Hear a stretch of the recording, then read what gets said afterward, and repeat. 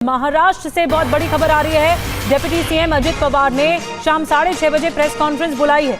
Press conference की वजह अभी बताई नहीं गई है कि किस सिलसिले में ये प्रेस कॉन्फ्रेंस है, लेकिन ये खबर इसीलिए अहम है क्योंकि कल अजित पवार कैबिनेट की बैठक बीच में छोड़कर बाहर निकल गए थे। हालांकि कहा यह गया कि उन्हें रतन टाटा को श्रद्धांजलि देने जाना था, इसलिए वो कैबिनेट की बैठक से निकले थे। लेकिन कल जिस कैबिनेट की बैठक को अजित पवार ने बीच में छोड़ा, उसी बैठक में अजित के विभाग वित्तीय मंत्रालय से जुड़े कई बड़े फैसले तक ले लिए गए और अजित पवार मौजूद नहीं थे।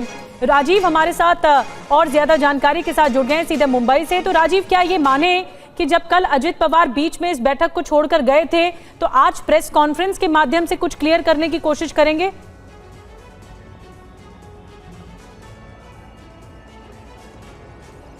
देखिए, लगातार कल से खबर चल रही है कि अजित पवार नाराज हैं क्योंकि उनके विभाग से जुड़े हुए कई फैसले जो हैं कैबिनेट में प्रस्ताव लाया गया, उसे पास किया गया और इसका बोझ बतौर वित्त मंत्री कहीं ना कहीं उनके मंत्रालय पर पड़ेगा। लेकिन अभी भी थोड़ी देर पहले एनसीपी अजीत गुट फैक्शन के प्रवक्ता से हमारी बात हुई तो उनका कहना था कि नाराज़गी की बात ही नहीं है, एनसीपी जो है महायुति में बनी हुई है। लेकिन प्रेस कॉन्फ्रेंस ज़रूर बुलाई गई है शाम 6:30 बजे और इस प्रेस कॉन्फ्रेंस में प्रफुल्ल पटेल, एनसीपी के अध्यक्ष सुनील तटकरे और खुद अजित पवार भी मौजूद रहेंगे और ये कहा जा रहा है कि कोई महत्वपूर्ण बात पर यह प्रेस कॉन्फ्रेंस बुलाई गई है। अभी ये महत्वपूर्ण चीज़ कौन सी है, किस मुद्दे पर प्रेस कॉन्फ्रेंस है, हमने सुनील तटकरे, प्रफुल्ल पटेल से भी बात करने की कोशिश की, लेकिन दोनों ही नेता इस वक्त फ़ोन नहीं पिक कर रहे हैं। उनसे संपर्क करने की कोशिश लगातार हम करें, हमने मैसेज के जरिए बात करने की कोशिश की, लेकिन उनसे अभी संपर्क नहीं हो पा रहा है कि आखिर इतनी महत्वपूर्ण पीसी वही शाम 6:30 बजे। हालांकि एनसीपी के जो प्रवक्ता है उनका कहना है कि किसी तरह की कोई नाराजगी नहीं है, महायुति में कोई अनबन नहीं है, लेकिन कुछ ना कुछ विषय जरूर है जिसको लेकर कहीं ना कहीं अनबन की बात जो सामने आ रही हो सकता है कि इन विषयों पर वो अपनी स्थिति क्लियर करें। तो ऐसे कौन से मुद्दे हैं जिस पर कोई अनबन है भी, जो इस वक्त खबरें फ्लोट हो रही हैं कि क्या कोई नाराजगी है अजित पवार के भीतर या नहीं भी है, तो आज शाम 6:30 बजे प्रेस कॉन्फ्रेंस के जरिए क्लियर हो जाएगा। बहुत बहुत धन्यवाद राजीव आपका जानकारी देने के लिए।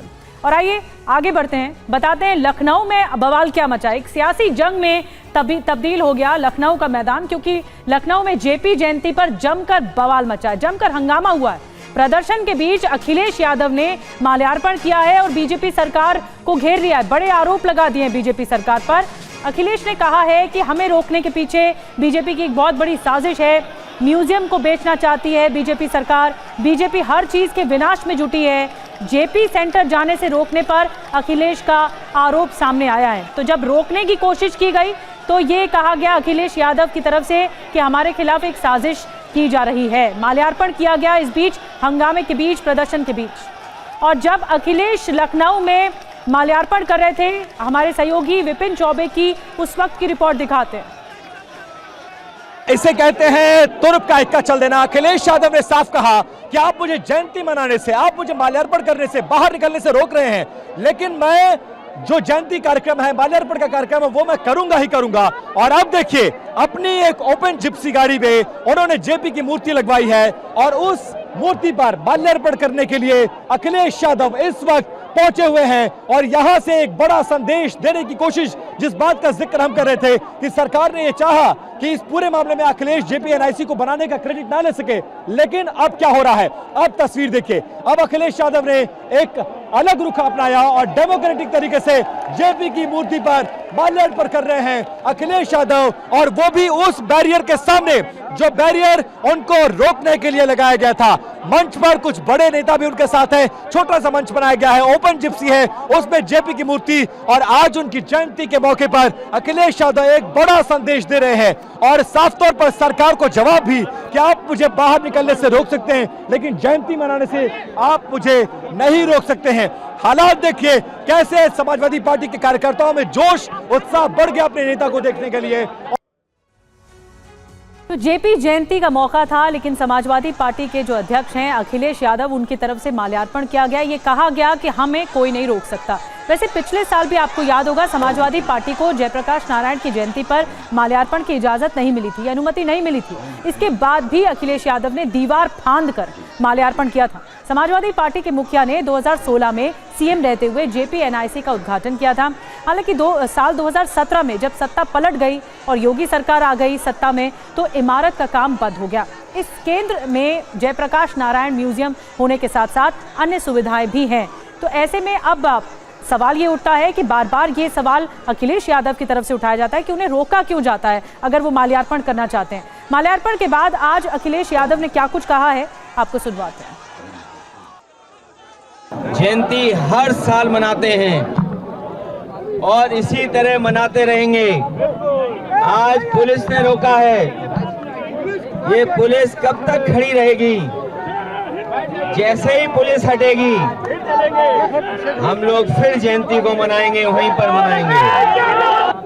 ये सरकार गूंगी बहरी तो है ही, लेकिन आजकल इसको दिखाई भी नहीं दे रहा है। भारतीय जनता पार्टी के लोग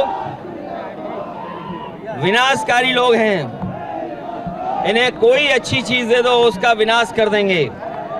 सोचिए कैसा अधर्म का काम कर रहे हैं। भारतीय जनता पार्टी दावा करती है कि वो सभी त्योहारों को मनाती है, बताओ हम समाजवादियों को त्योहार भी नहीं मनाने दे रही है। मैं इस मौके पे कहूंगा कि बहुत सारे लोग समाजवादी लोग सरकार में हैं जो सरकार को चलवा रहे हैं। बिहार के मुख्यमंत्री जी भी हैं समय समय पर, जननायक जयप्रकाश जी, उनके बारे में और उन्हीं के आंदोलन से वो निकले हैं। ये मौका मिला है उन्हें भी कि ऐसी सरकार जो समाजवादियों को जयप्रकाश जयंती के दिन याद नहीं करने दे रही है, उस सरकार से समर्थन वापस ले लें।